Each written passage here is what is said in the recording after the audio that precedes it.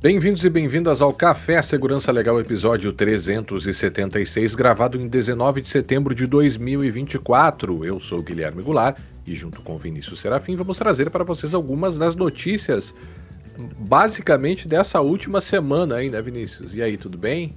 E aí, Guilherme, tudo bem? Olá, os nossos ouvintes. Acho que notícia não faltou, mas a gente vai ficar com as duas principais manchetes dos últimos dias, né? Uhum.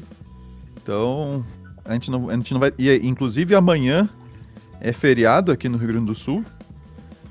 E em razão do feriado, então, a gente não vai gravar amanhã e tivemos que condensar a nossa rotina de quinta-feira. Não, tinha bastante coisa, mas essas duas aí já vão dar bastante pano pra Pano pra manga, manga, né?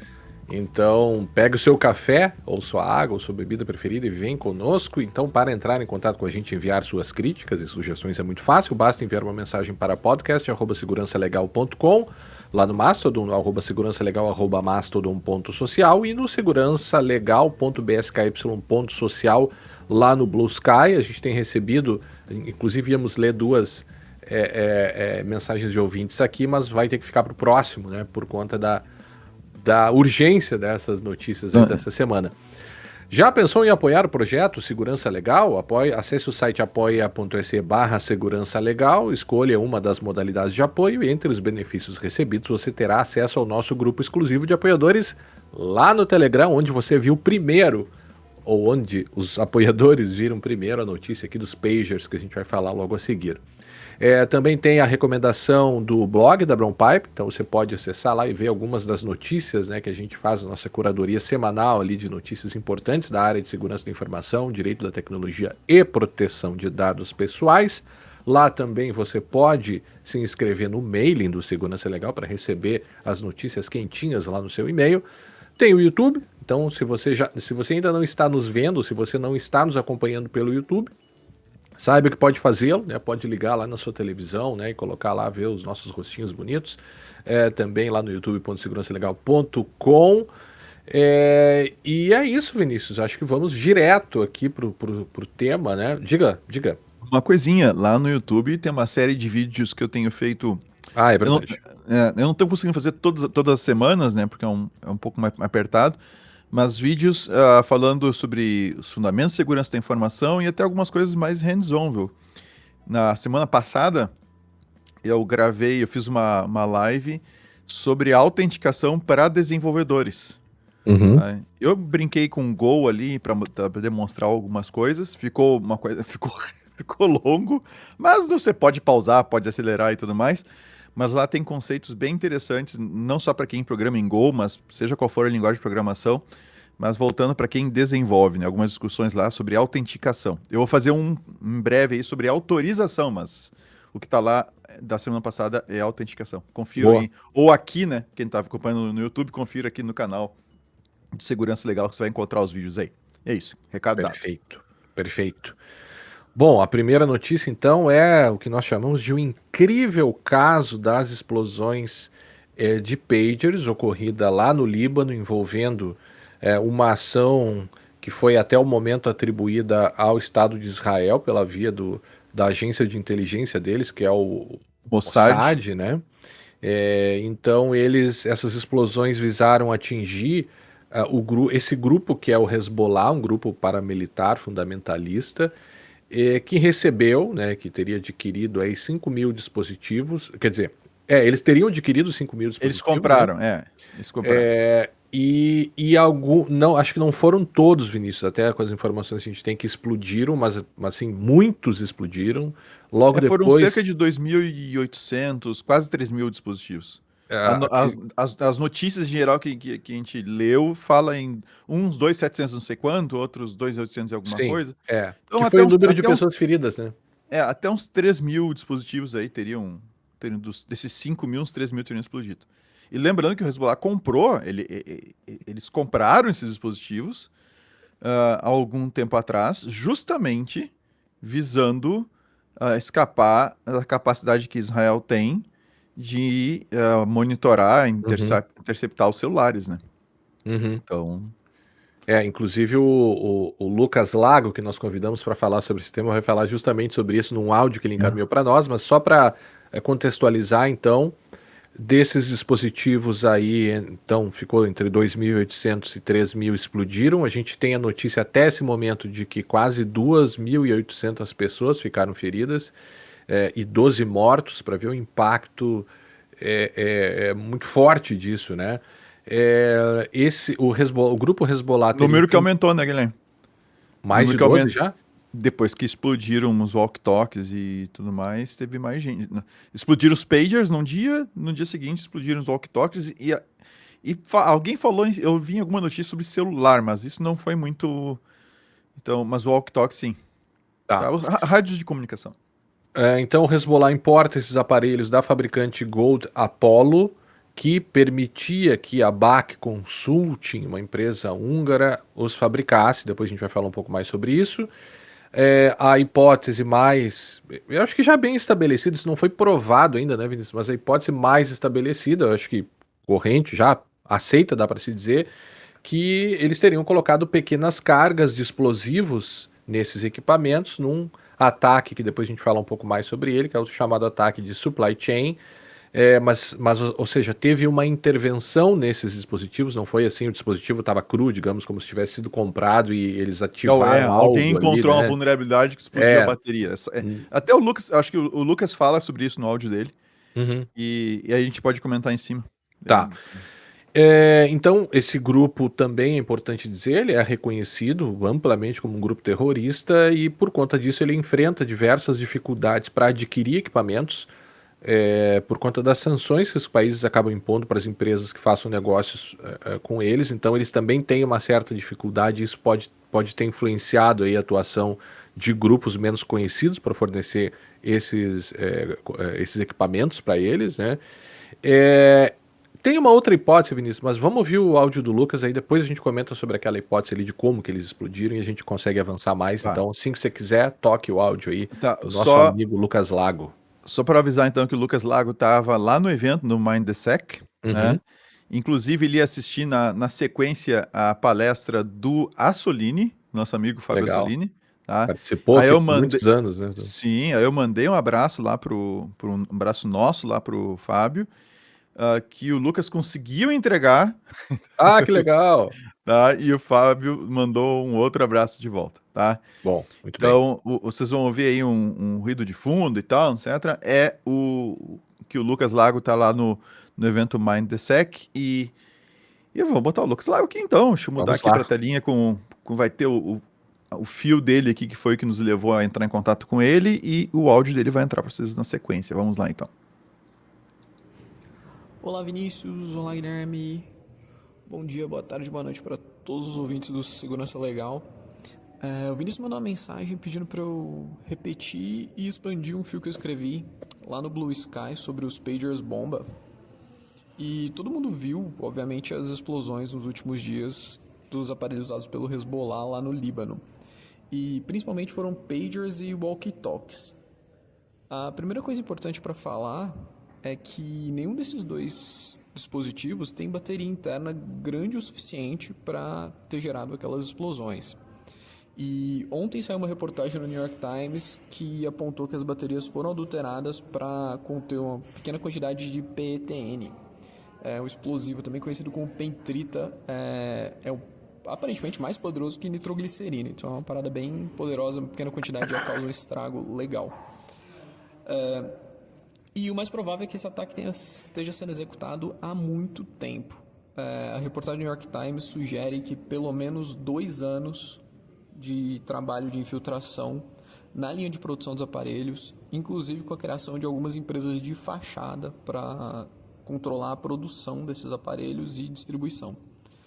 E o principal autor suspeito de ter executado o ataque é Israel, mas Israel tem uma política de obscuridade total em relação a operações militares. Então, assim, dificilmente eles vão confirmar ou negar a autoria, eles vão ficar em silêncio. Mas Israel tem capacidade, tem interesse e tem flexibilidade moral suficiente para realizar esse tipo de operação.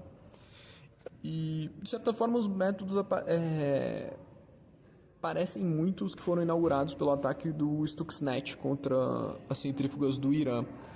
Os Estados Unidos teve também um grande esforço de contaminar a linha de produção de pendrives na época, pelo menos é o que tudo indica. E eu acho que, assim, do ponto de vista de tecnologia, de inovações tecnológicas, a gente vai aprender muito pouco. Tudo indica que foi um ataque de supply chain que pode se dar o luxo de ser muito pouco sofisticado na área de tecnologia. O pessoal de espionagem, de inteligência vai ter bem mais para aprender aqui.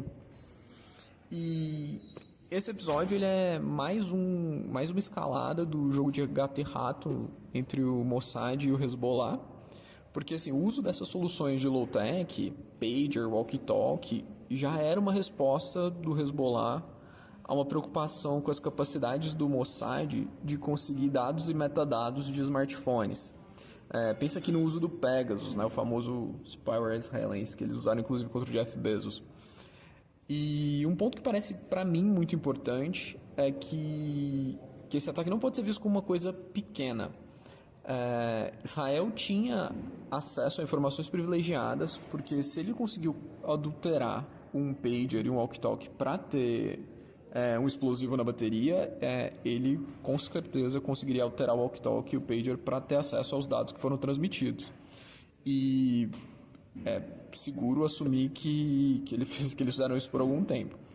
E então nessa semana Israel decidiu tanto revelar que teve esse acesso privilegiado por tanto tempo, quanto abrir mão desse acesso, né? Porque ao realizar esse ataque, vai ficar claro para o Hezbollah que isso aconteceu e eles vão, com certeza, dar um próximo passo no tal jogo de gato e rato e tentar mitigar as formas que Israel conseguiria afetar dessa forma. Então, é muito raro um atacante que tem um acesso privilegiado e, a não ser que havia alguma suspeita desse acesso privilegiado já, um atacante não vai abrir mão desse acesso privilegiado em troca de nada. Então, esse ataque claramente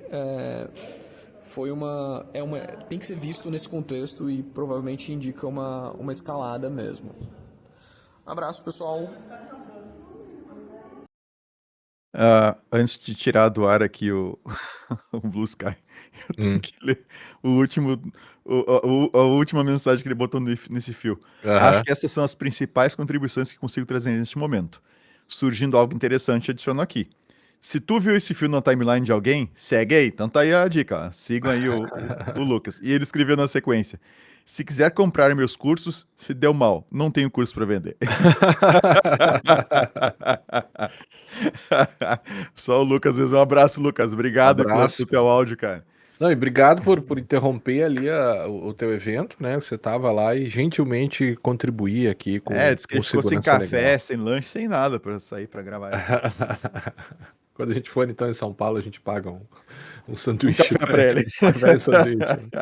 Sanduíche de mortadela lá do mercado público. Pois é, né, cara? Tem várias coisas que ele traz aí.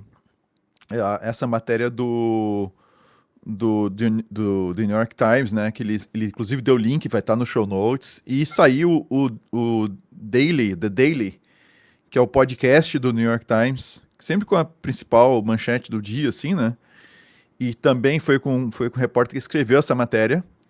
E eles colocam justamente essas coisas, esses principais pontos que o Lucas trouxe, né? Principalmente o fato de ter levado mais ou menos uns 2 anos, se estima, preparando essa estratégia, porque ao contrário do que a gente viu no começo, né, que o pessoal estava dizendo, as primeiras notícias, né, que teria sido um carregamento de pagers que foi comprado pelo Hezbollah e que foi desviado e no meio do caminho alguém mexeu e depois devolveu. O que está aparecendo, e pelo que o pessoal foi atrás, essa outra empresa pediu licença para a empresa de taiwanesa, para produzir. Uhum. Essa licença, obviamente, não é de graça, ela deve ter pago por isso. Uhum. Essa empresa que teria produzido esses pagers, o endereço dela, o pessoal foi atrás, o New York Times foi atrás, tá? É um endereço residencial que não tem empresa nenhuma lá, não tem fábrica nenhuma, não tem nada lá. E tu montar 5.000 pagers, eu não tô nem dizendo fabricar, tô dizendo montar, sabe? Tu pegar Na verdade, desmontar e montar depois, né? Mas é que eles devem ter... Eu imagino que eles não pegaram os pagers prontos, entende? Eles efetivamente, assim, no mínimo montaram, assim, no mínimo, tá? montar esses 5.000 pagers, se foi o Mossad e tal, não sei, eles têm que ter utilizado uma linha de montagem, não é uma coisa que tu monta 5.000 pagers em casa entre duas ou três pessoas. Tu precisa de bastante gente para fazer isso. Claro. E não só montar, mas tu tem que projetar uma alteração nele, né, para que ele, ao receber um determinado código, que inclusive foi o pessoal do New York Times também comentou, que ao receber um determinado código, tu acionasse ele, né, ele pudesse... Então, tem alguma... A modificação não é simplesmente, pegar, abrir e jogar um...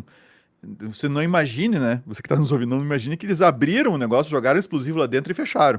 Uhum. Né? Então, tem que ser feita uma modificação no equipamento para que ele exploda, né, para que ele tenha essa explosão controlada, seja ela numa janela de tempo, ou seja por uma mensagem, etc. Tu não pode simplesmente botar explosivo lá dentro. Tu tem que montar um circuito. E esse circuito tem que ser minimamente confiável para não explodir por qualquer coisa, entende? Tipo, acidentalmente. Ou no momento que tu vai usar ele não explodir. Então, tu tem que projetar isso. Alguém tem que parar para projetar esse negócio e eles têm que fazer isso em 5.000 equipamentos. E, cara, a estimativa é que eles tenham levado 2 anos na execução desse negócio. Tá? Uhum. Então, isso chama atenção, assim, um investimento, o esforço que foi investido para fazer esse ataque especificamente, né? Eu acho que a gente pode começar, né, até antes mesmo das duas Não, começar hipóteses não, que eu ali. já comecei. Isso eu já comecei. Boa. Mas que os diferentes cenários, né? Esse aqui é um podcast que trata, né, sobre segurança da informação também, né? E o ataque de supply chain, a gente já explica, né? Mas é um ataque, ou existem medidas amplamente conhecidas Eu e acho que explica o normas. ataque, Guilherme. Acho que explica o ataque. Não, é justamente essa cadeia de suprimento, né? Supply chain, é aquela situação em que um agente malicioso consegue entrar nessa cadeia de produção, seja nesse caso foi um equipamento físico, né? Uhum. Então você pode tanto entrar no meio dessa cadeia, dessa logística e comprometer a segurança de equipamentos físicos.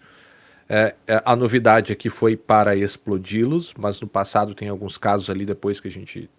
Até posso falar agora, mas Sim, comenta agora. a própria NSA, lá em 2014, né, na esteira do caso Snowden, o próprio Glenn Greenwald, na época, revelou que a NSA implantava dispositivos para interceptação de tráfego em servidores e em roteadores. É.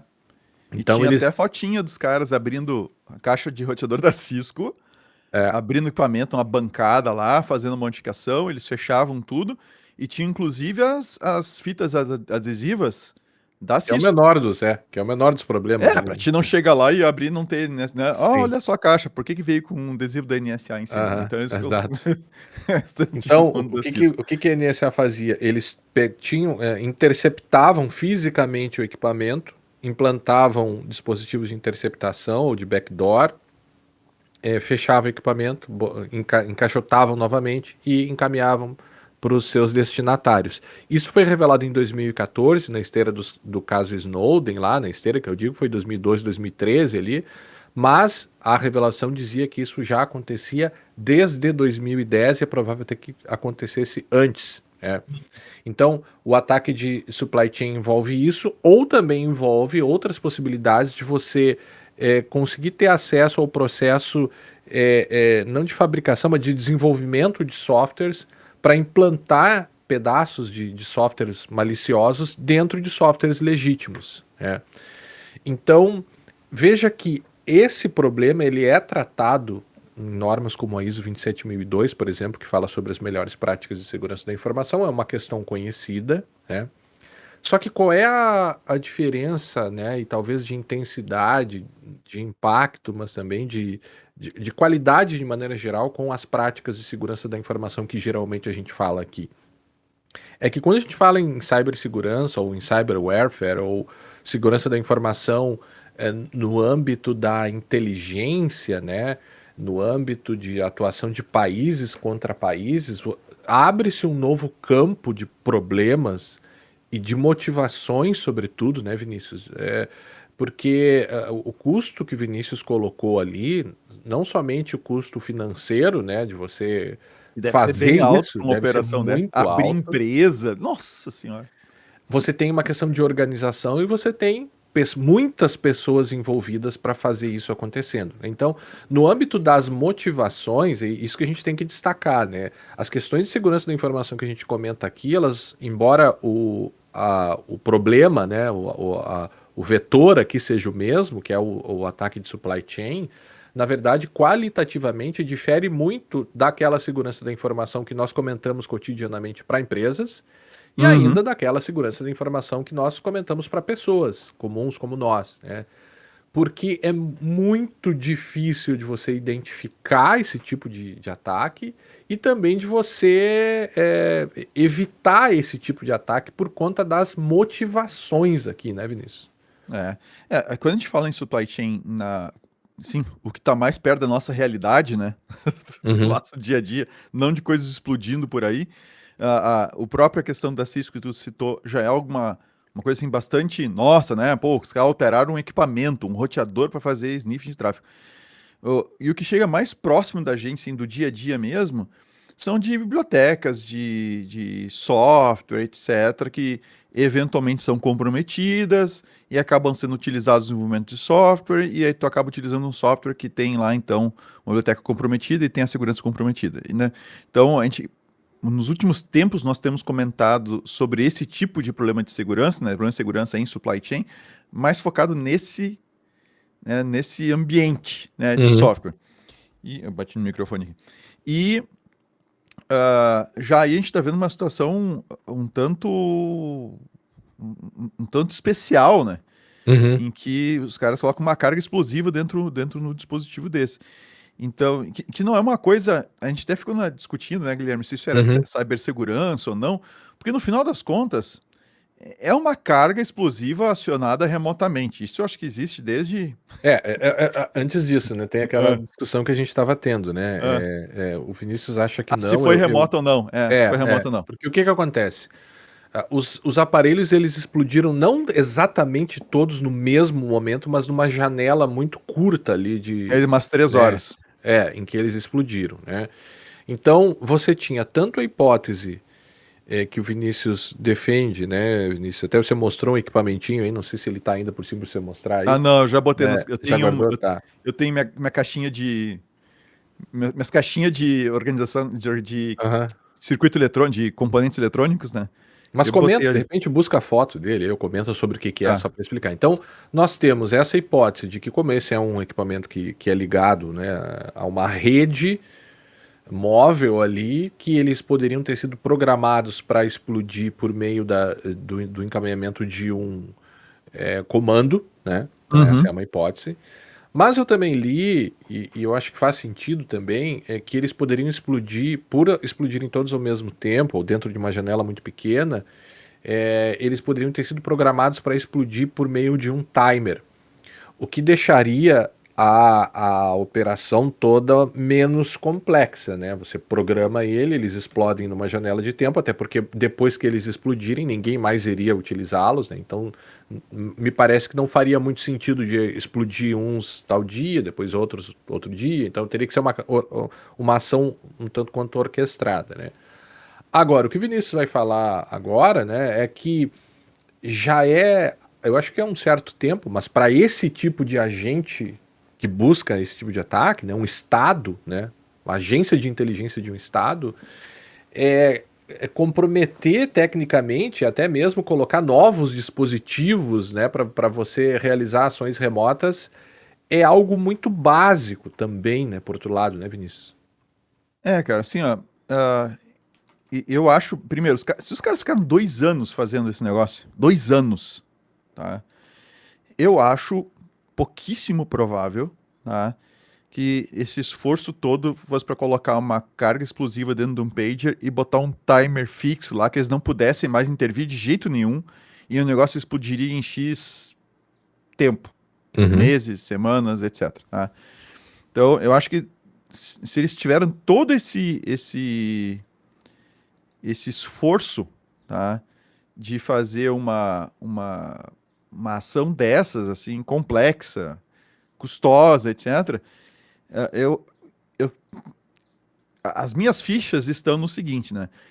Até poderia ter algum mecanismo de disparar em termos de um timer, poderia ter ser com timer, mas eu acho que tu perde muito o controle da coisa, no sentido de que tu vai querer explodir isso no momento que para ti for mais adequado. E a gente está falando aí de geopolítica, a gente está falando de estratégia militar, ou o momento que eles querem invadir, ou, sabe? Ou que eles estão Uhum. percebendo que o Hezbollah está se organizando para fazer alguma coisa e aí explode. Então, como se fosse uma carta na manga, sabe? Então, é, eu, pensando assim friamente, né? ah, eu não faria todo esse esforço para botar um equipamento que eu não conseguisse mais tarde controlar exatamente quando ele iria detonar, entende? Uhum. Então eu acho pouco provável isso. O que eu acho mais provável é que pode ter timer ou não, tá? Uhum. Mas que sim existe que eles deixaram alguma forma de intervir remotamente, inclusive fazendo acionando a explosão remotamente. E ou mesmo adiando a explosão, ou, né, vai que eu perco contato, se eu perder o contato com o pager, eu quero que ele exploda em X tempo, ou Uhum. alguma coisa assim do gênero, né? E o custo para fazer isso, eu acho que seria muito baixo, tá? Eu vou mostrar para vocês um exemplo, só que esse aqui não é é um módulo desses aqui. Deixa eu até mostrar para vocês. O pessoal usa para Arduino. Eu só quero mostrar Uhum. o que está disponível para qualquer um comprar e brincar, Sim. tá? Que certamente uma agência de inteligência vai ter Tem acesso a melhor. coisas muito mais. Sim, Né? sim, sim, sim. Com uma tecnologia muito melhor, com uma. Eu estava procurando o site. Vai. Deixa eu É. fazer um disclaimer aqui. Você falou comprar e brincar. De repente, nem Brincar todo mesmo com mundo. Arduino, não tô falando de Não, fazer não, bomba, não. não, não, não, mas eu acho que é importante destacar, porque nem todo mundo está habituado com esse cenário que está nos ouvindo, né, Vinícius? Quando a gente fala brincar aqui, a gente está falando porque existe várias plataformas de microcontroladores para você realizar projetos, isso é estudado em universidades e tal, Arduino é uma delas, então você consegue montar Uhum. mini projetos ali de eletrônica, né, Eletrônica. e computação ao mesmo tempo. E uma dessas possibilidades que você tem é justamente você realizar comunicações entre dispositivos, veja, para fins totalmente ilícitos, não tem, né? Ninguém fica fazendo bomba por aí e tal, mas é apenas para mostrar que a gente tem no mercado hoje Há coisas dessas anos. que permitiriam há muitos, há Isso bastante é a tempo década. já, Isso né? que já faz Arduino uma década. Isso que já é. faz uma década, praticamente. Não, só para você ver, aqui eu tenho uma foto dele. Eu tava tentando achar o site do fabricante e eu não tô conseguindo achar. Mas esse aqui é um desses módulos. Deixa eu botar aqui para vocês no. Ó. Esse aqui é um desses módulos que tem. Eu não sei agora tem que ver o datasheet específico desse cara aqui do Sim 800L, mas tem vários modelos diferentes, tá? Mas eles essencialmente são um celular, Uhum, tá? Então, tu pode receber sinal, tu pode receber ligação, tu pode fazer ligação, receber SMS, enviar SMS. Ele mesmo tem entrada e saída de som, se tu quiser ligar. E ele tem saída, ele como, para quem já fez alguma coisa com microcontrolador, ele tem GPIO, então ele tem pinos que tu pode botar qualquer coisa que tu queira controlar, acionar um relé, uhum, acionar pro leigo assim, acionar uma lâmpada, ligar e desligar uma lâmpada. Então tu uhum, pode tranquilamente pegar um desses módulos aqui, inclusive essa página aqui, ó, é justamente um projetinho usando com Arduino. Deixa eu mostrar para vocês aqui, ó. uhum, Tá? Tá usando com Arduino aqui, que é essa plaquinha aqui, para quem não conhece, essa plataforma de desenvolvimento. Aí tu pode utilizar ele com Arduino e tu pode mandar, por exemplo, uma mensagem SMS para ele. E se a mensagem for 1, liga a lâmpada 1. Se a mensagem for número 2, liga a lâmpada 2 e por aí por uhum. diante. Só que em vez de ligar uma lâmpada, tu aciona uma outra coisa, entende? Tu aciona uma carga explosiva, que foi o que os caras fizeram. Se isso aqui é pequeno, tá? Pena que eu não preparei para pegar ali, buscar ali, mas Mas ele, é o ele, tamanho de uma moeda, vamos ele, lá. ele O é que uma não é moeda de de uma um moeda de real. um real? Uma moeda de um real, exatamente. É uma moeda de um real, tá? E isso tá disponível para te comprar. Tu vai ali no AliExpress, tu compra. Aqui no Brasil mesmo, tem um monte de loja de microeletrônica, tu compra esse módulo aí. Então, tu imagina, cara, se tu tem um módulo desse tamanho, moeda de um real para te comprar para brincar com um Arduino, tá? Imagina o que o Mossad não tem acesso, entende? Em É, termos de monitorização, Então, assim, se tiverem tempo para projetar um negócio desses, barbada, botar um recurso desse lá dentro. E aí tem uma coisa interessante, é que existe, aí o pessoal do New York Times comentou, que existiria a possibilidade, eu acho que eventualmente alguém vai aparecer com um desses pagers aí que não explodiu, que numa quantidade tão Uhum. grande, é possível que pelo menos um não tenha explodido né, e talvez dê para fazer uma análise em cima dele, mas Seria bastante arriscado, né? mas daí tem os caras, bom, etc. Eu não abriria. Claro, Eu tenho claro. até medo de ficar perto de um pager. Vai que os caras. Aham. Vai que alguém botou à venda um que não queria e veio parar no eBay da Uhum. vida e vai saber onde foi parar um pager. Não, Cara, é. olha o risco que que Israel assumiu, né? Sim. Eles venderam esses pagers pra lá, mas vai saber se esses pagers não foram parar em outro lugar, os caras não pegou, não, eu vou vender para outro lugar, entendeu? Eu vou vender, não quero mais o meu pager, vou vender, botar à venda no eBay. Alguém compra um negócio desse, vai saber, cara. Aham. Mas Ah, mas agora até me esqueci, estava comentando do. Ah, sim. Então, que esses pagers, eles estariam. Eles não só teriam sido modificados para explodirem, como aconteceu, e nota por mais que, mas vão pro Hezbollah. Sim, cara, mas matou criança esse negócio. Tá? Tinha Sim, gente. sim. Esse negócio explodiu na rua, explodiu em mercado, explodiu assim, então. é, e. Mas que eles teriam modificado também para permitir o rastreamento. Tá? Então que eles estariam que não só explodiu, mas que eles estavam antes disso estariam utilizando para rastrear e até mesmo capturar mensagens ou coisa parecida.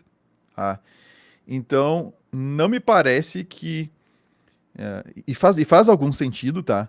Dado o esforço todo que foi investido em modificar esse negócio e eles estavam usando pagers. O Lucas comentou a partir da matéria do New York Times também e tudo que é lugar que vai um pouco mais a fundo nessa história chama atenção para isso. Usar os pagers, que é uma tecnologia bastante antiga, né, antes do celular, inclusive, é, foi uma decisão do Hezbollah para fugir do monitoramento dos celulares que Israel já estaria fazendo. Tá? Sobretudo diante da capacidade, né, Da da capacidade. Mossad de fazer isso, né? Chegaram a usar, inclusive, para matar. O Israel usou para matar alguns caras, algumas pessoas-chave, entende? Uhum. Chegaram a usar essa interceptação, etc. Não só localização, mas interceptação, para matar alguns alvos, né, do Hezbollah. Então, assim, realmente, assim, só os caras terem modificado o pager só para sair explodindo é pouco provável. Eles devem ter modificado esse negócio para levantar as informações, para monitorar, para poder ficar vendo o que eles estavam falando, a troca de mensagens em si, né, a inteligência. E, obviamente, eles saberiam que em algum momento, se alguém descobrisse aquilo ali, os pagers iriam tudo pro beleléu. Então, Uhum. eu acho que de brinde, né, meter uma carga explosiva lá para, quando a gente não puder mais usar, nós vamos explodir esse negócio. Não vão É, causar, vai ter mais um efeito em cima do nosso alvo. Então, eu acho que isso é mais provável, dado o esforço todo que eles deram, do que só fazer um negócio para explodir, entende? Eu é. acho que. Sabe que a gente comentava antes, né? E eu acho, e eu concordo com o que o Lucas disse, né? É que não tem muita tecnologia, né? Não é uma cyber weapon, como a gente costuma dizer, né? Porque o que a gente já viu no passado, o Lucas inclusive comentou aqui, diante dessa perspectiva de que o cenário de cibersegurança entre países e entre situações assim, né, de cyber warfare, ele é muito diferente. Então, o que a gente já viu que se aproxima disso, alguns aqui foram de supply chain, né? Por exemplo, o Stuxnet de 2010, que foi o segundo, né, se diz, seria o primeiro malware a causar danos a estruturas físicas, né? Então foi desenvolvido segundo se diz também, é muito difícil ter informações diante dessas questões de inteligência, né? Mas pelos Estados Unidos e por Israel, e tinha por objetivo a sabotagem de centrífugas de enriquecimento de urânio lá no Irã. Eles conseguiram Conseguiram. infectar o Windows e também o software, né, que fazia, que era o Siemens Step 7, que controlava essas centrífugas. Então eles conseguiram, por meio do hacking nesse software via um pedaço de software, né? Alterar a velocidade, o volume de gás de urânio que era jogado na centrífuga, ela superaquecia e se estragava e parava de funcionar, né? Então, nota que quando a gente fala em segurança da informação para empresas e tal, o dano ele tende a ficar dentro de um espaço digital. Então você vai destruir informações que de forma indireta certamente vão ter impactos, e quase sempre tem impactos na vida física, digamos assim, né? Você faz um hospital que seja atingido por um ransomware, eventualmente pessoas podem morrer pela falha dos sistemas, mas ela é indireta, compreende? Ela não tem uma atuação direta do pedaço de software matando pessoas, por exemplo. Aqui o Stuxnet parece que é um ponto interessante de se mencionar, porque você tem pelo software causando danos físicos, né? O caso da NSA de 2014, a gente teve também o caso ShadowPad, né? Esse sim também via ataque de supply chain, num software de gerenciamento de servidores da NetSarang, que foi via ataque de supply chain, se incluiu um trojan na etapa de desenvolvimento, e foi inserido de forma clandestina no módulo original, digamos assim. Isso teria sido desenvolvido pelo governo chinês. A gente teve o CC Cleaner também, que passou por um ataque dessa forma, que teve 2 cavalos de Troia inseridos nesse CC Cleaner, e isso atingiu, ao que tudo indica, seria o maior ataque envolvendo o supply chain, que teria atingido 2 milhões de usuários. O Shadowhammer de 2019, que envolveu um software malicioso colocado lá dentro das atualizações da ASUS, e conseguia inclusive atingir atualizações da BIOS. Então imagina a persistência de um negócio desses, né? Então eles obtiveram um certificado válido para assinar o malware, os atacantes, né? E consequentemente conseguiram inserir pedaços de softwares maliciosos dentro do software. Enfim, teve o SolarWinds também, que foi grande, mas eu acho que o ponto de atenção aqui, Vinícius, são 2 coisas. Primeiro, eu tenho um certo ponto, né, um pouco de tecnologia ali sendo utilizado para causar danos para as pessoas, mas não da mesma forma com pedaços de software ou com softwares ou com malwares desenvolvidos, malwares que se autorreplicam ou que conseguem interagir com outros sistemas. O ponto é esse: ao mesmo tempo que o ataque é emblemático porque ele matou pessoas, e não é comum a gente ver isso no mundo tradicional da segurança da informação, esse é o ponto. Mas veja, não tem muita tecnologia. A gente comentava antes, né, com dispositivos que você consegue comprar na internet, você virtualmente poderia colocar um dispositivo que se explode remotamente praticamente em qualquer coisa. Guilherme, você poderia colocar isso, Início, a gente comentava antes, num sapato. Um sapato, sim. Você vende o sapato para um grupo lá do Hezbollah, o cara põe o sapato, tu encaixa lá dentro um desses dispositivos, né, com uma pequena bateria e tal, e daqui a alguns dias aquilo explode. Por exemplo. Não precisa nem ser remoto, né? Sim. E aí você não tem... O ponto é esse aqui. Foi um cyberataque, eu acho que essa é a Guilherme, pergunta, né? Mas eu acho que uma coisa muito importante, tá? A gente tá avaliando nesse ponto aí apenas a explosão. Uhum. A gente não sabe se não teve algum tipo de outro mecanismo, assim, de junto desse. Se essa modificação que eles fizeram nos pagers, se elas não estavam, por exemplo, não permitiam, por exemplo, que eles obtivessem informações, ou não lessem as mensagens. Nisso sim, nesse aspecto ou sim. que eles pudessem simular o envio de uma mensagem vindo de uma fonte confiável para aquele ponto, entende? Então, a gente não sabe. O efeito que a gente está vendo agora é o da explosão. Tá, explodiu. Obviamente não foi bateria, a galera ficou, que sobrecarregou e a bateria explodiu. Gente, não, tipo, nem de longe. O que aconteceu, se vocês olham os vídeos das explosões, é uma explosão, não é uma bateria que pega fogo. A gente já viu baterias dessas pegando fogo na internet. Você vê que é um negócio super, né? Queimaria a mão do sujeito no máximo. É que tem umas situações aí que a gente já viu de acidentes meio feios, sabe? Assim, se você vai encontrar umas coisas bem feias, coisas pegando fogo em bolso e tal. Mas é mais uma coisa de pegar fogo do que explodir propriamente dito, né? E as explosões são fortes, cara. As explosões que... tem uma assim que tá uma câmera dessas de segurança que tá filmando um caixa, né? Então tem uma mulher no caixa, ela tá atendendo e tá o cliente na frente, aquele negócio explode. Cara, tu vê que tem deslocamento de ar, assim, sabe? Não é uma coisa Não é uma bateria que explodiu, é um explosivo mesmo. Então, esse é o efeito que a gente sabe, né? O que a gente viu que aconteceu, que é o que chamou a atenção. Agora, a gente ainda não sabe, e eu acho que vai acabar aparecendo aí uma análise de um desses que não tenha explodido. A gente não sabe se não tinha algum outro recurso lá que permitisse a escuta passiva, né, dos dados, ou seja, a captura de mensagens sendo enviadas pelos pagers, recebidas pelos pagers, que eles só recebem, né? E esse outro detalhe, né? Eles são para receber É. mensagem. Eles não enviam, então ele é passivo, ele dificulta a localização, tem uma série de coisas. Então tu põe um negócio lá que fica monitorando o que o pager recebe, e aí sim, ativamente manda para algum lugar com esse novo circuito que foi implantado lá dentro. E tu pode ter eventualmente até, se fosse o caso, Israel conseguir injetar uma mensagem no pager como se estivesse vindo do pager do fulano de tal.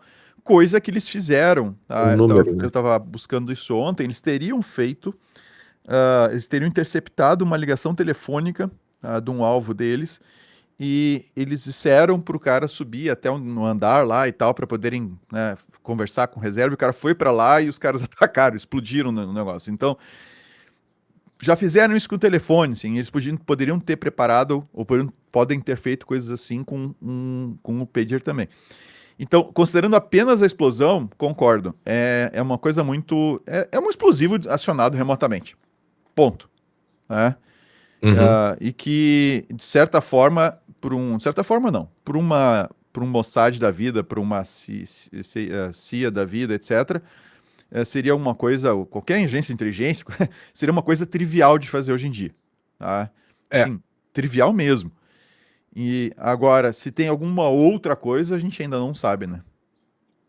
Só para concluir esse caso, Vinícius, eu tinha um pager, eu procurei ele aqui nas E minhas tinha um caixas pager? antigas. Eu tinha, eu sempre fui meio, Ah, né, ligado assim em tecnologia. Eu tinha um pagerzinho da Motorola. Me lembro até do, consigo lembrar do som dele. Se eu sim. procurar depois lá, né, ele vibrava e tal. Era um negocinho pequenininho, assim. Mas ao mesmo tempo eu disse isso Ligue pra... para, atenção, ligue para. Aí tu via a É, mensagem, ia lá, exato, catava um telefone para poder ligar para. exatamente. Uhum. E tinha outras mensagens mais. Se não me engano, até tinha uns spamzinhos na época, umas mensagens lá da operadora, né? Ou você tinha. Não, minto. Na época você já. Na operadora não, você tinha o atendente lá que você ligava e você dizia: Olha, eu quero mandar uma mensagem pro pager do Vinícius. Uhum. Aí eu dizia: Vinícius, estou te esperando aqui na loja tal do Shopping X. E É. aí, né? Aí tu recebia aquela. Não era só aquele que tu que bipava e tu tinha que ligar pra central. Não, ele tinha Aham. já tipo um SMSzinho, só que era mandado pela central lá do pager, né? Aham. Mob, se não me engano, MOP, né? Sei lá. Então, eu não fui atrás dessas novas tecnologias atuais, mas eu imagino também, Vinícius, que não seja uma tecnologia muito segura. Eu acho que seria fácil de interceptar esses sinais dessas mensagens. O Vinícius vai mostrar agora o site da Apollo, que seria a empresa que teria concedido a marca para essa outra empresa da Hungria fabricar, e ao que tudo indica, a Apollo não tem nada a ver com isso, né? Ela foi também Sim. vítima, mas no site da Apollo Wireless, bem lá embaixo, Vinícius, nos products, eles vão mostrar as coisas que eles fazem. E esses caras fazem, inclusive, aqueles restaurant pagers. Lembra? Aham. Sabe aquele negócio que você tá no Sim. restaurante, quando fica pronta a tua comida, tu vai lá e busca? Pois é. Eu fui procurar na internet para ver se tinha pager para vender aqui no Brasil. Aham. Tipo assim, Uhum. comprar um pager. E só achei, se escrever pager, só vai aparecer pager de restaurante, mais nada. Eles então É. têm o Numeric Pager, tem o Alphanumeric Pager, que imagino que seja esse, se você clicar lá no Alphanumeric Pager, eu imagino que seja Uhum. algum desses aí, provavelmente algum desses modelos aí que estaria envolvido, uns até, se a gente vê ali que são mais, né, eu diria sofisticados do que meramente Uhum. aquela telinha de LCD, mas eles têm Ó, tem coisas, um né, desktop aqui, cara. transmissores e tal. Ó, tem um desktop aqui. Patient Call Watch, tem um outro ali, ou seja, um relógio para o paciente apertar um botão sabe, e Uhum. chamar um socorro. Emergency Call System, né? Tem coisas Aham. até do ambiente hospitalar aqui, né? Então, eu realmente espero que esse tipo de coisa não vire uma tendência, viu? Porque seria O mundo atual já é bem difícil pra gente viver sem Ah, esse meu tipo de amigo. ataque aqui, né? É. Aquela Tá, história. Drone, pager, não sei. Eu acho que essas coisas vieram pra ficar, sabe? tá bom. Nós vamos ver, infelizmente, muito disso. Vamos Mas é isso aí. adiante. Vamos Esperar, adiante. vamos esperar aí que apareça um pager que não tenha explodido e que os caras tenham conseguido abrir pra analisar, pra ver o que tem Uhum. dentro. Aí nós Provavelmente a vamos gente ter vai mais respostas. voltar, vamos voltar a falar disso. Bom, agora é aquele tema, Aquele tema. aquele tema do X, que é um verdadeiro buraco negro que nos puxa cada vez. Não vamos mais falar sobre o X, Vinícius. Tá bom, não vamos deixar, não vamos mais falar. Bom, aí acontecem coisas das mais absurdas, Absurdas. né? Aham. Você já deve, se você está nos ouvindo aqui, né, nos próximos dias da gravação, você provavelmente já está sabendo do caso Cloudflare, quer saber um pouquinho mais sobre ele, mas eu preciso trazer algumas informações antes, porque teve coisas muito importantes que aconteceram antes do caso da Cloudflare. Primeira questão, Vinícius, ficou claro agora o que as ordens, né, que culminaram, né, o bloqueio do X aqui no Brasil, elas envolviam a tentativa de bloqueios de conteúdos e retirar certos perfis do ar, envolvendo um tema que a gente não sabia qual era. Uhum. Então, o discurso sobre a liberdade de expressão, claro, o problema da liberdade de expressão está em xeque, a rede está fora do ar, sem dúvida. Mas assim, a gente não sabia direito, tá, mas o que efetivamente esses caras o STF estava buscando bloquear? O que era? Que conteúdo era esse? Né? Era uma questão de perseguição política, por exemplo, ou não? Uhum. Né? Então o que se descobriu vai ficar o show notes vai ser o maior show notes Da história. da história, talvez, aqui, Segurança né? legal. Tem, sei lá, dezenas de links aqui. Um link do Carlos Afonso Souza, professor lá da UFRJ, explicou no UOL, que o que aconteceu foi que alguns perfis estavam usando no Twitter, estavam usando a rede para fazer exposição de dados de delegados da Polícia Federal, chamado doxing, né? Ou seja, você começa a ameaçar e expor pessoas por meio da exposição de seus dados pessoais, em especial do delegado Fábio Schor, que foi responsável por algumas investigações contra o ex-presidente Bolsonaro. Alguns, entre aspas, influenciadores aqui, começaram a divulgar, né, esse discurso, né, de que envolvendo os dados dessas pessoas, né, e aí a partir disso começou-se a investigar essa questão, começaram a puxar esse fio, né, mas basicamente as pessoas que tiveram seus perfis afetados por essas ordens que o X não quis cumprir, eles estavam envolvidos nas ações para expor dados de delegados federais, inclusive em alguns casos de crianças também, certo? Ah. Eles expuseram fotos do delegado Fábio que não tinham fotos publicadas por ele na internet e que foram, né? Ele era um cara que não tinha foto na internet dele, e Uhum. esses caras conseguiram uma foto da sua carteira de motorista, e eu já E vou chegar num tacaram lá. ponto importante, né? Depois, né? Esses caras, e aí se reconheceu que era um grupo muito organizado a ponto de colocar um bicho de pelúcia amarrado no limpador do carro do delegado na casa, no endereço residencial dele. Uhum. Algumas postagens perguntavam se o delegado era procurado vivo ou morto, né? É. E o Carlos Afonso faz aí uma reflexão sobre a questão da liberdade de expressão, né? Porque me parece bastante claro que esse tipo de ação não está coberto pela liberdade de expressão. Expor e ameaçar delegados da Polícia Federal, né, via redes sociais, né, ou via rede social. Então, inclusive colocando em risco não somente o delegado, mas a própria família dele. Então, foi esse conteúdo que o X se negou a retirar do ar. Na esteira ainda dessas descobertas, a coisa é bem complexa, tem outros problemas envolvidos aí. Um deles foi uma delegada federal esse grupo começou a tentar subornar a delegada federal por meio de e-mails criptografados, aqui falam em e-mails anônimos criptografados, a reportagem fala, mas eles estavam usando somente o Proton Mail, né? Então eles começaram a tentar subornar essa delegada e ela deixou de responder e depois ela começou a ser ameaçada e essa delegada também atuou no inquérito das fake news e das milícias digitais, delegada da Polícia Federal, né? E esse episódio foi descoberto em uma campanha também de exposição e intimidação de outros delegados da Polícia Federal que trabalhavam em investigações junto com o Alexandre de Moraes.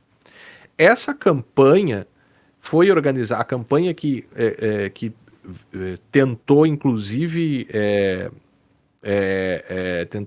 subornar a delegada, teria sido conduzida pelo blogueiro Alan dos Santos, que está desde 2020 nos Estados Unidos, tem ordem de prisão e tudo mais, e ele anunciou que pagaria 5 milhões para quem tivesse provas contra Alexandre de Moraes na Operação Acrônimo.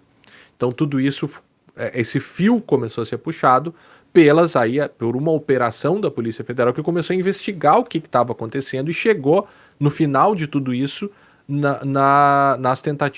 nos pedidos de bloqueio, né? Justamente no sentido de evitar que delegados da Polícia Federal, e em alguns casos até com fotos de crianças, deixar que esses dados tinham que sair do ar, e foi todo esse relatório de todas essas operações que embasaram a decisão do STF que pediu o bloqueio do X, porque o X não quis retirar do ar esse tipo de conteúdo, certo? Perfeito. Bom, só que tem uma outra questão bem interessante aqui, é que algumas dessas fotos que conseguiram, inclusive do delegado que não tinha fotos na internet, que tinha foto da sua carteira de identidade, foram dados acessados por via do InfoSeg, Vinícius. Aquele sistema parecido com consultas integradas. Só que federal. E que foi o tema do primeiro episódio do podcast Segurança Legal. A gente começa falando com consultas integradas. Eu conversei com o Rafael Zanata essa semana, inclusive sobre esse tema. A gente bateu um papo ali pelo Blue Sky, né? E eu passei para ele nosso primeiro episódio, né? Com o alerta de que era o primeiro episódio. Eu disse para ele, a gente estava aprendendo. O áudio tá horrível. O áudio tá ruim, a gente tudo travado. duro, assim, tudo travado. Tava aprendendo, né? Claro. Na verdade, a gente ainda está aprendendo. Não, mas é que assim, ó, eu julgo que estamos muito melhores do que aquele primeiro episódio. A gente pode não estar muito bom, mas igual que a gente estava no primeiro episódio, não, aí não. Eu espero que sim. Então, inclusive o Rafael Zanata colaborou com uma das reportagens, né? Porque parte desse problema envolve uma questão de acesso a esse tipo de sistema que a gente tratou lá no primeiro Segurança Legal, portanto, há 12 anos, tá? Então, a PF também está investigando isso. Descobriram que teve a conta de um juiz que provavelmente foi invadido lá, que teve 4.000 consultas via VPN no InfoSeg em um único dia, né? Então, deve ter aí uso de robôs, uso de roubo de credenciais, de funcionários públicos, mas enfim, esse vai ser um tema para uma outra conversa, tá? Depois, Vinícius, a gente teve uma carta assinada por mais de 50 acadêmicos intelectuais ao redor do mundo, né? Se colocando contra as ações do Musk, né? Então o G1 diz aqui: a disputa do Brasil com Elon Musk é apenas o mais recente exemplo de um esforço para atingir. Essa é uma carta aberta assinada por mais de 50 acadêmicos. Ele diz o seguinte: a disputa do Brasil com Elon Musk é apenas o mais recente exemplo de um esforço mais amplo para restringir a capacidade de nações soberanas de definir uma agenda de desenvolvimento digital livre do controle de megacorporações. Enfim, vai ficar no show notes também o conteúdo da carta, mas isso foi noticiado com um movimento internacional de muitos pesquisadores, professores, acadêmicos, intelectuais bastante importantes que estão se posicionando contra o Musk nesse caso, né?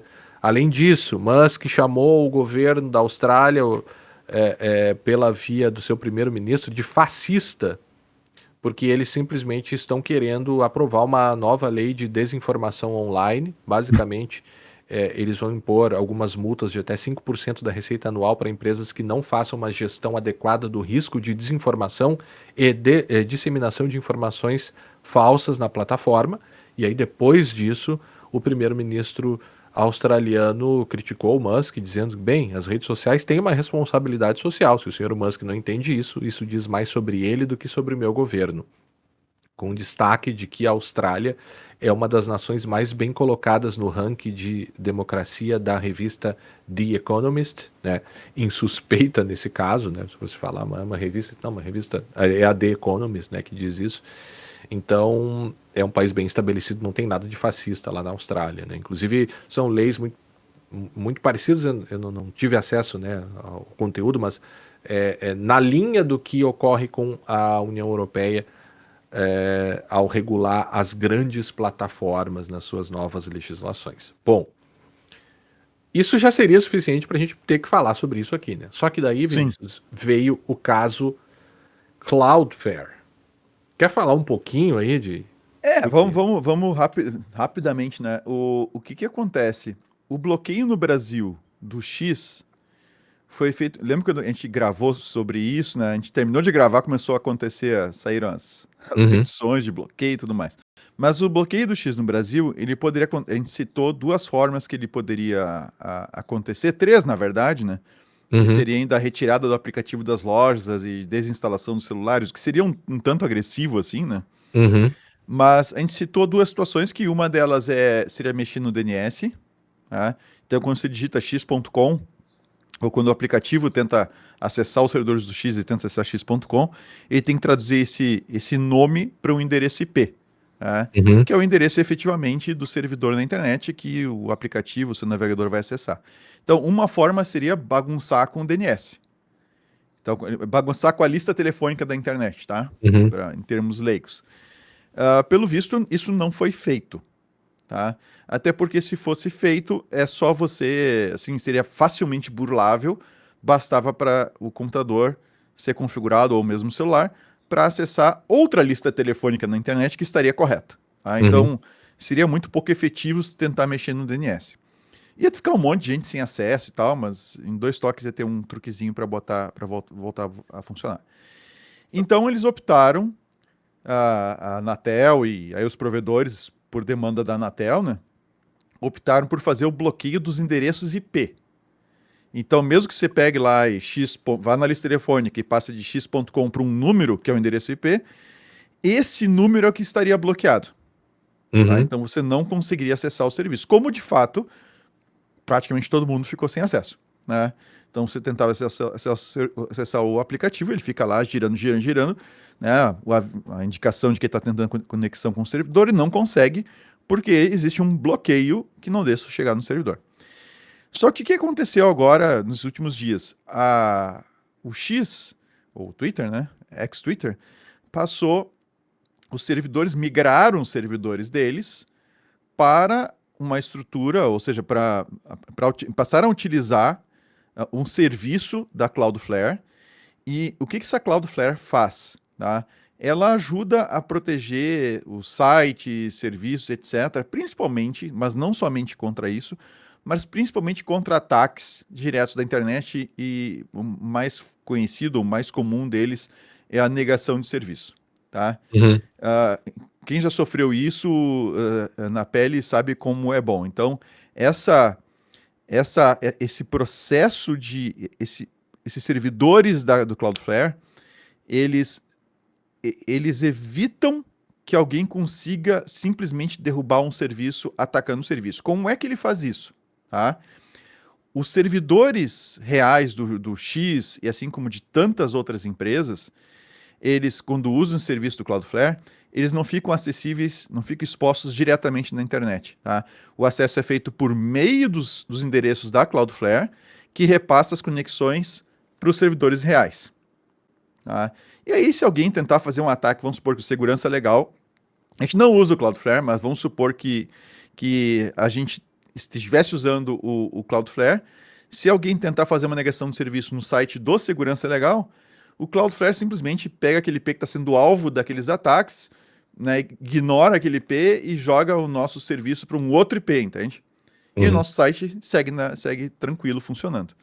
Então, esse é um dos principais serviços de segurança que a Cloudflare fornece. Então, ao fazer isso, tu não tem um endereço fixo que é só do teu site. Tá? Tu tem uma quantidade de endereços absurda, e a Cloudflare vai mexendo, vai variando esses endereços, vai distribuindo nesses endereços esses acessos. Resultado, não tem mais como fazer um bloqueio, né, como vinha sendo feito, dos endereços do X. Tá, Porque mas agora... a Oi. Cloudflare estava servindo como CDN para o Twitter. Não, mas é isso, tá? Aí o que acontece? É o serviço de proxy reverso que eles fazem para jogar no front. Mas o que acontece daí é o seguinte: quando alguém faz.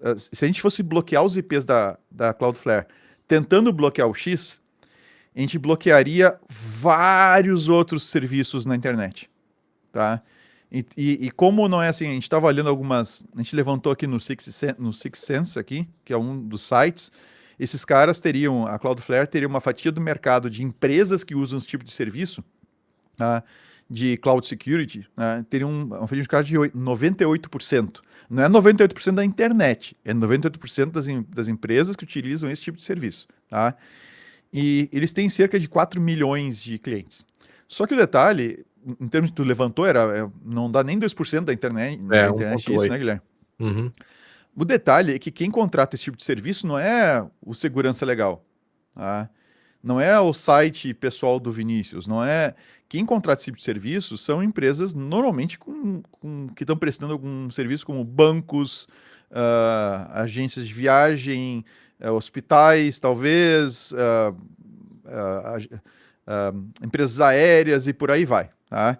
Então, se usassem, tentassem fazer o bloqueio por IP como estavam fazendo até o momento, fatalmente derrubariam assim, uma quantidade absurda de serviços aqui no Brasil, não só o X. Só que, então, né, pelo que a gente ficou sabendo, quem resolveu voltar atrás, acho que a Cloudflare ajudou, né, Guilherme, pelo que tu É, levantou, mesmo sem ter sido citada na petição. Eu não sei se entra na petição, né? não, mas é que assim, tem outro detalhe, né? Isso aconteceu, né? Ou seja, o Twitter, o X, né, passa a utilizar a Cloudflare para hospedar o seu conteúdo lá, né? Seja por meio da CDN ou por meio de um proxy reverso, e enfim. Mas porque eles têm serviços diferentes também nesse sentido, né, Vinícius? Mas o serviço que desvia É não é. CDN e N- contra DDoS. é que o CD normalmente distribui conteúdo estático, tá? Ou que ou que seja passivo de cache. Mas o serviço mesmo não roda no CDN, entende? O serviço Certo. mesmo, ele tá no back-end que é acessado pelo Cloudflare e é disponibilizado pelo X.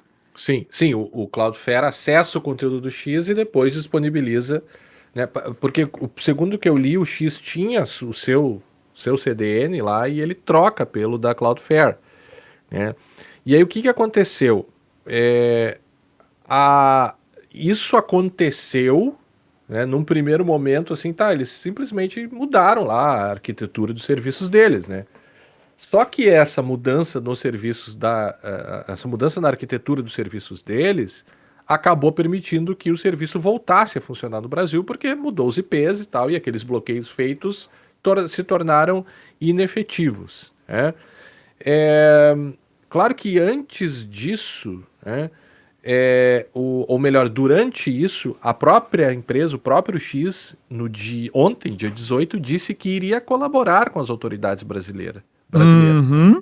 Eles disseram o seguinte, né? Porque o Twitter voltou a funcionar, a gente foi testar, tá funcionando e tinha lá uma cartinha do Global Government Affairs, que é uma conta oficial lá do Twitter, que eles disseram que fizeram uma modificação nos seus network providers e que isso teria causado uma restauração temporária e inadvertida dos serviços e que eles continuarão seus esforços com o governo brasileiro para retomar o serviço em breve. Isso eles disseram ontem. Quando o STF, né, quando, enfim, a imprensa, todo mundo percebe que o X volta a funcionar, a Anatel começa uma comunicação com a Cloudflare, né? É, Cloudflare, estou falando Flare. Cloudflare, eu falei Cloudflare, né? Não é É. Cloudflare, não é a Flare. Cloudflare, né? É Flare. E aí eles surpreendentemente disseram que iriam colaborar também, né? De que forma, Vinícius? Eles teriam isolado lá o range de IPs, uma faixa específica dos IPs que estariam servindo para o Twitter, para permitir que os bloqueios pudessem voltar a funcionar.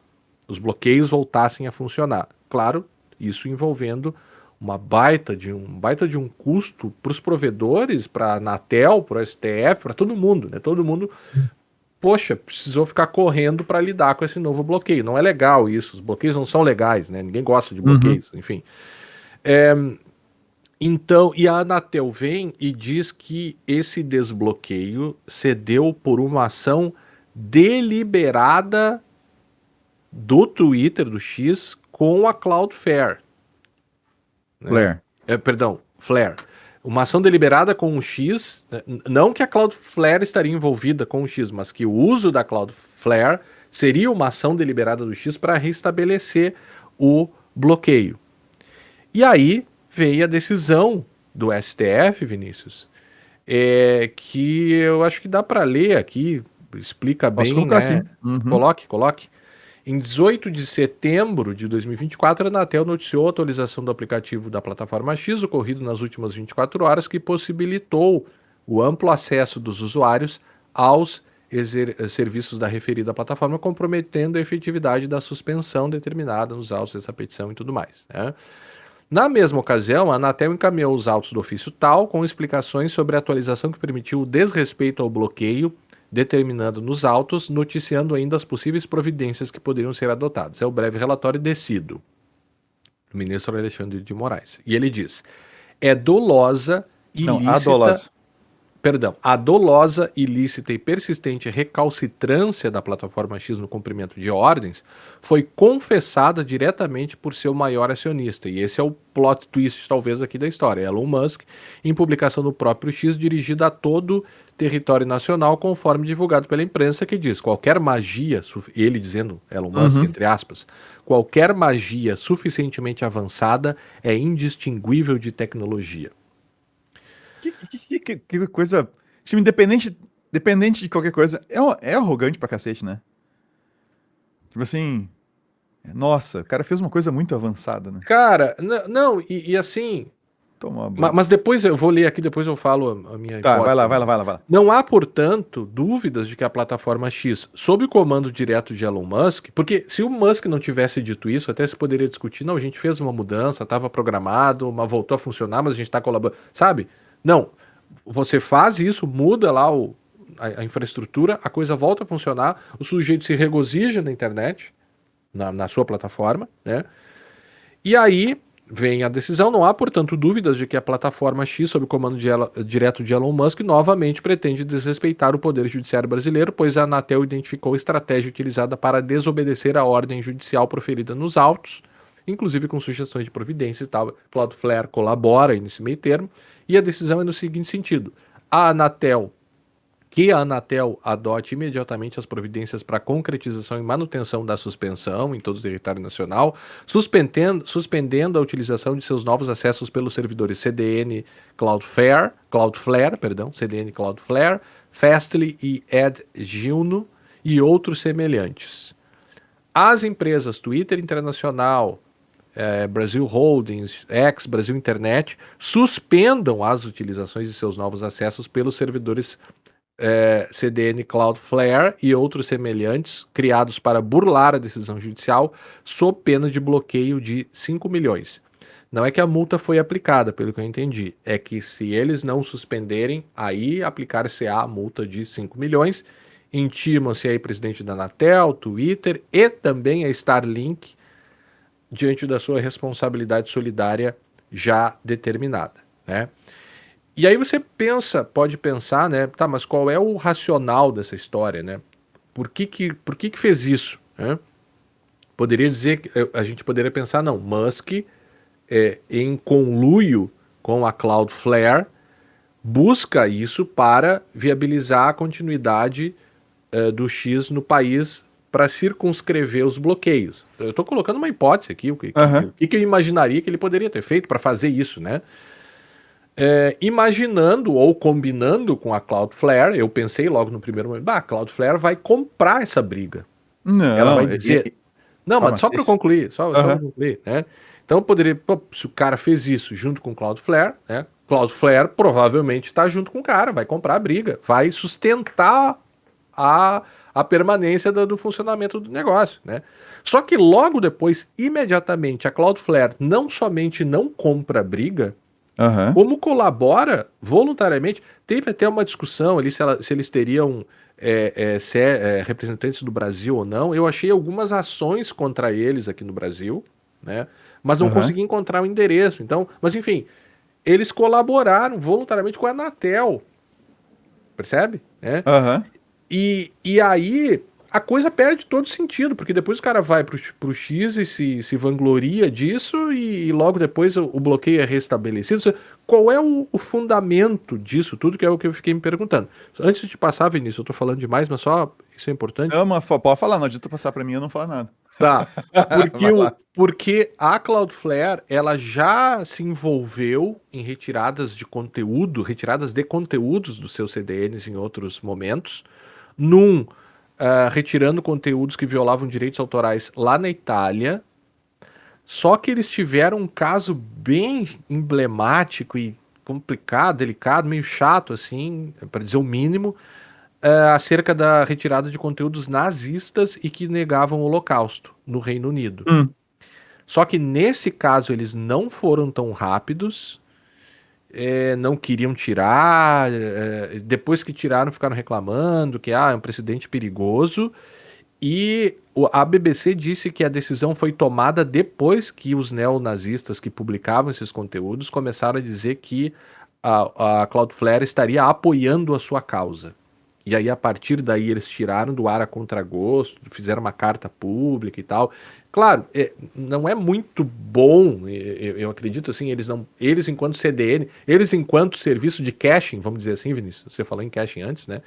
É, me parece que realmente é delicado eles ficarem, né, controlando ativamente conteúdos. Agora, claro que isso não se aplica diante de uma ordem judicial, né? Não um controle e bloqueio prévios, embora a gente saiba que isso possa ser feito de diversas formas diferentes. Pronto. Ah, não, tem mais uma. É. Depois de tudo isso, antes da gente, quando a gente começou a gravar aqui, saiu a notícia agora, agorinha, Ah, sim, é verdade. É né? verdade. Dos De que representantes, né? depois de toda essa Palhaçada.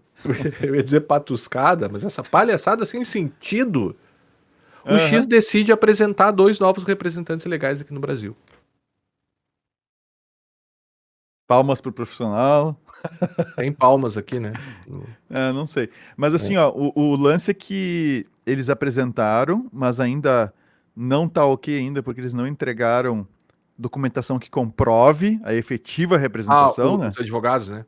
É. Uhum. Então, assim, tem que esperar. Eles têm 24 horas para entregar essa documentação e dizer, ó, tá aqui, é verdade, sim, tá aqui a comprovação, Tem estamos falando procurações e tal. em nome do X, e parece que o X sim vai bloquear os perfis solicitados pela justiça. Então, cara, assim, todo mundo já sabe, acho que você viu por uma coisa muito interessante que é primeiro fazer o pessoal usar outra rede social. Tô dizendo, ó, digo para vocês, o Blue Sky para mim tá sendo muito mais útil do que o Twitter jamais foi, tá? Assim, tá sendo muito útil. Tá? O Twitter já tinha largado de mão, já fazia um tempo, porque, cara, é só bobagem, assim, é difícil tudo. Tu tem que filtrar muito bem e depois que o Elon Musk mexeu lá, tu começa a receber coisa que tu não tinha se inscrito para receber, coisa que não te interessa, sabe? Umas bobajadas que não interessa, etc. Mas o Blue Sky tá sendo bem interessante para mim. A minha experiência está sendo muito boa no Blue Sky. Então, acho que serviu para a gente conhecer um outro serviço, fazer a galera se mover para lá, e serviu para a gente também ver o que, que é um discurso, o que, que é um papo furado, né? Porque Aham. veio à tona, cara, as N situações em que o Elon Musk, entre aspas, defensor da liberdade de expressão, compactuou com governos bastante autoritários, nem um pouquinho democráticos, só por causa dos interesses dele. Então, essa palhaçada aí de que ele diz defender a liberdade de expressão, assim, realmente não dá pra gente levar a sério e ficou bem claro. E ele está se complicando com outros países também, está se complicando com a União Europeia.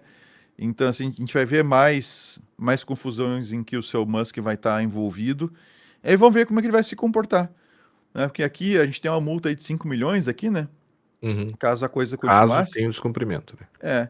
Mas assim, ai, que vão multar em 5 milhões. Vamos ver o valor das multas aí que essas empresas tomam na Europa, que o Google, que a Microsoft e outros tomam na Europa. É, Uhum. para ver se a gente tá. Assim, as nossas músicas, às vezes, comparadas com essa, são até meio irrisórias, assim, comparadas com o que a gente vê aí fora. Então, ou nos Estados Unidos, quando dá um caso violento que vem uma multa, né? Eles, a multa é ajustada de acordo com o valor que essas empresas têm, né? É os deep Uhum. pockets, né? Quanto mais fundo do bolso, maior a multa. Então, é interessante a gente acompanhar isso, sabe? A gente não só entrar na vibe do que o pessoal vem dizendo sem saber. Eu converso com várias pessoas aqui, familiares principalmente, né? Que a gente acaba encontrando o pessoal, tu viu o Musk, não sei o que, assim, cara, tu tá sabendo de tal coisa, e tal coisa, e tal coisa. A galera não sabe, cara. A galera tá por cima ali achando que o cara tá sendo um bastião da liberdade de expressão e o cara é um grande hipócrita, é isso que ele é.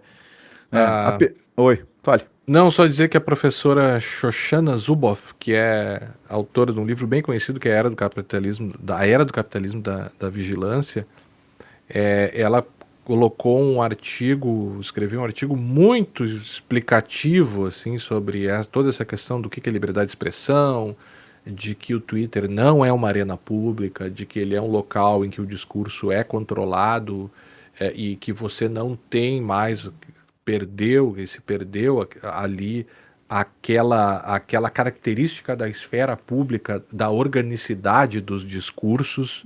Não tem organicidade, você tem um algoritmo decidindo o que você vai ler lá dentro. Basicamente, num resumo, é isso, né? Ela é de Harvard e tal.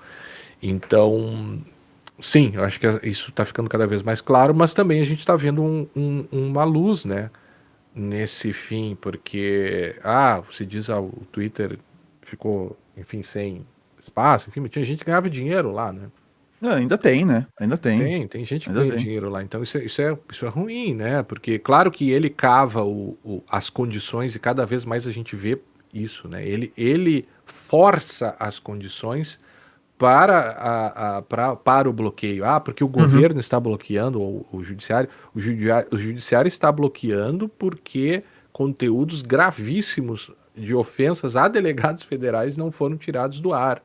E a empresa sai para não cumprir, na verdade, ele cava. É ele que está se autobloqueando. Não, que a gente já falou isso, eu vou me repetir aqui rapidamente e depois eu não começo mais, não repito mais nenhum outro episódio. Se ele quisesse realmente brigar, cara, assim, sobre essa questão a questão é censura e não sei o que, liberdade de expressão, cara, ele tem a grana pra brigar. Ele tem a grana necessária para contratar advogados, chamar gente para, né, pesquisadores, fazer um grupo de estudo, não sei o quê, e apresentar o seu. Think tank, Acontece que claro, claro. acontece que ele não tem argumento, entende? No momento em que tu tem gente fazendo doxing, né, que é essa coisa de ficar Aham. expondo informações das pessoas e provocando ou chamando para a fazer algum tipo de ataque a outras pessoas e tal, isso não é liberdade de expressão, cara. Uhum. Tá? E tá bom que dentro da liberdade de expressão, né, dentro dos limites, a gente tem coisas que nos espantam, né? Nos Estados Unidos, tu pode levantar uma bandeira nazista, aqui tu vai preso se tu fizer isso. Né? Em boa E parte acho, dos países da Europa também, né? e acho que nós estamos mais certos do que eles. Acho que quem tá errado são os amigos norte-americanos, né? Não é possível que alguém possa fazer uma coisa dessas. Então, Sobretudo diante de um tipo de ideia que prevê a o extermínio do extinção de outro, outros seres claro, humanos, né? sim. Só Não que a é gente tem uma mera ideia, eu Só não que a gente tem tô, outras né? coisas semelhantes, né? Que atacam outras pessoas pelas suas escolhas, né? E aí que também pregam ah, ideias, assim, digamos, bem perigosas, né? E se essas coisas forem simplesmente divulgadas sem nenhum tipo de possibilidade de restrição, não, e não é nem censura a priori, né? Não, Tu não é. faz, assim, tu faz e tu sofre a consequência. Tu quer o quê? Tu quer poder dizer o que quiser na internet ou em qualquer lugar e ficar por isso mesmo? É. Cara, é delicado, é delicado. A gente, Bom, esse tema ele anda meio imprevisível, né? Se você perguntasse que isso poderia acontecer, eu duvidaria que aconteceria, mas enfim, aconteceu. Então, mas assim, se eu pudesse apostar, eu diria que a coisa tende a se estabilizar com essa indicação dos representantes. Eu acho que a coisa vai se estabilizar aqui, né? Eu acho que vamos terminando, Vinícius, né? A não ser que, se não acontecer nenhum outro fato, né, mais Ah, tá. Daqui. bombástico aí em relação ao X, de repente dá tempo ainda a gente fazer um adendo ao podcast antes da publicação. Mas vamos esperar que não, até para que a gente não Não, eu tenha. espero que não. Eu espero que É, não. vamos ver, Café de frio e repente café semana. quente. Café expresso e café frio. Pá, tu não sabe pra quem dá café expresso? Eu vou te ajudar com essa então. Tá? Um café expresso pro nosso amigo Lucas Lago, que topou participar, Ah, claro, no não. áudio Isso, dele. isso E outro ele café tem. expresso pro Assolini, que tava junto com ele lá no, Tem. lá no evento. Boa, Pode ser? Pode ser os dois gostei, expressos? gostei, Tá, o frio gostei. é fácil. O frio daí é contigo. Dá o É, o frio aí. frio, o frio eu acho que é pro X, né? Acho que nem dá para envolver café lá no caso dos pagers, né? É um caso mais sério, assim, né? Sim. O caso dos cafés aqui, ele tem um pouquinho mais de lúdico aqui, né, para encerrar, mas assim, é, eu não sei se para Cloudflare, sabe?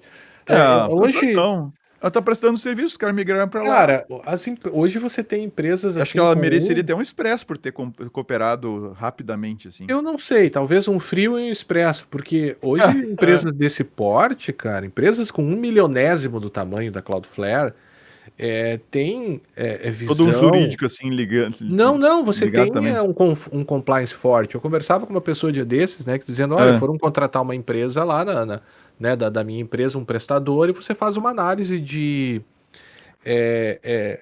do passado daquela empresa, né? Então, se aquela uhum. empresa tiver, ou se alguma daquelas pessoas daquela empresa tiver ali um envolvimento, né, em alguma outra questão com corrupção e coisas do gênero, assim, ou estiver envolvida, aponta-se que há um risco regulatório, por exemplo, para a imagem daquela empresa. Do tipo, vocês contrataram um cara que está sendo condenado foi condenado, né, ou está sendo processado. Então, você poderia ter, mede-se um risco à imagem da empresa e por conta disso você controla esse risco por meio do compliance, né?